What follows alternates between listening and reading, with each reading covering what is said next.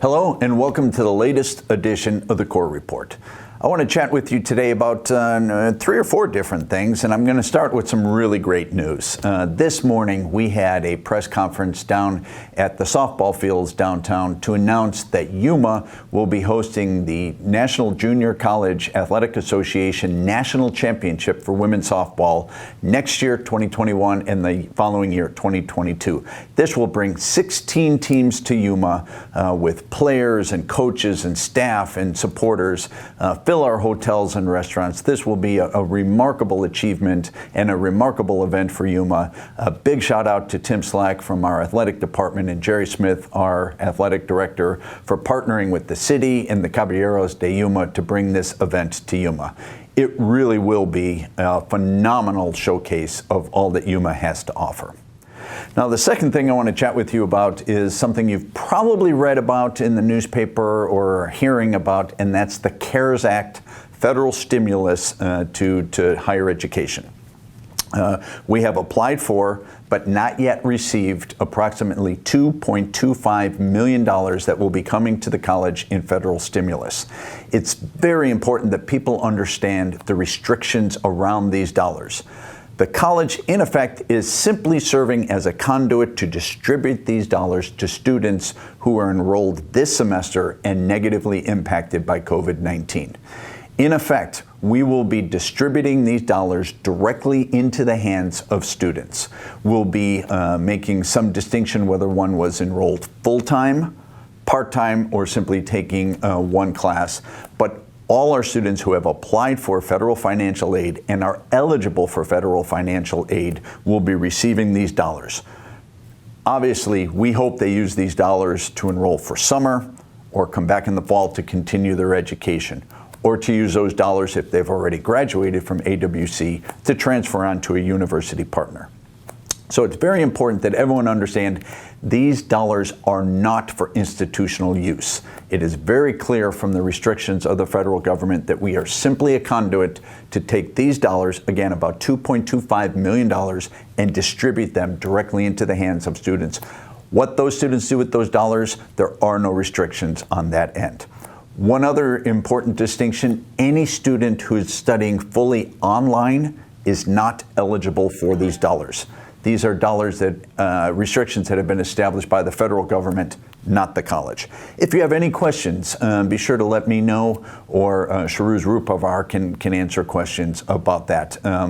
But ideally, we get this money into the hands of our students who can make effective use of it during these very difficult times.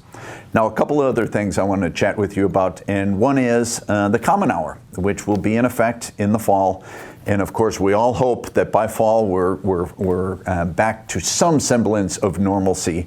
Every Monday and Wednesday, we have established what we're calling Common Hour, meaning that our full-time faculty will not be teaching classes during those hours so that they can engage in the governance of this institution. And I really have to give a shout out to folks like Nick Bile and Laura Sandigo and Laura Shepard and Robin Cooper, who were part of a Zoom meeting with Cabinet just yesterday, where they had set out a beautiful calendar to make sure that we're coordinating use of this Common Hour. There's time set aside for professional development. There's time set aside for association meetings like the Faculty Association or the CEA. There are times set aside for work of the shared governance committees and councils. So I'm very excited that this will allow greater participation in the governance of the institution and really move us forward in meeting those ambitious objectives set out by our strategic plan. The final thing I want to chat with you about is our commencement. We will have commencement, and as we've talked about on a number of occasions, it will not be the traditional commencement event where we would gather in the football stadium, many thousands of us with a very exciting time, but we will have a commencement that will involve our university partners. They all 3 have agreed to participate. We will have truncated student speeches, but there will be a student voice from each of our university partners and, of course, AWC. I'll play a small role in beginning and ending the ceremony. We're really got some creative things planned, but the most important thing is our students will be able to send in their information, to have their picture displayed, to hear their name called. And I'm hopeful that friends and family will celebrate across this community in many different and exciting ways, because they truly are our proudest moment of the semester to see our graduates finish their educational career here at the college, and all the excitement they have as they move forward either into the job market or to continue their higher education. Now, we've got some really creative folks working on it. I am not one of those creative folks, but we're looking at some very creative things.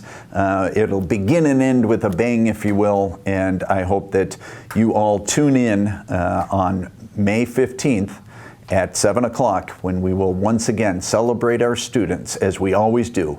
It'll be done just a little bit differently this time. The past month, 6 weeks have been challenging for us all. Please know how proud I am of you and how you have responded to the needs of our students.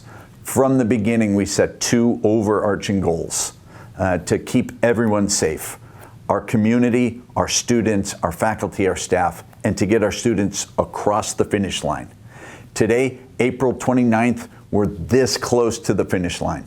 Please know I appreciate all that you're doing, and today, it truly is a great day to be a Matador. Thank you.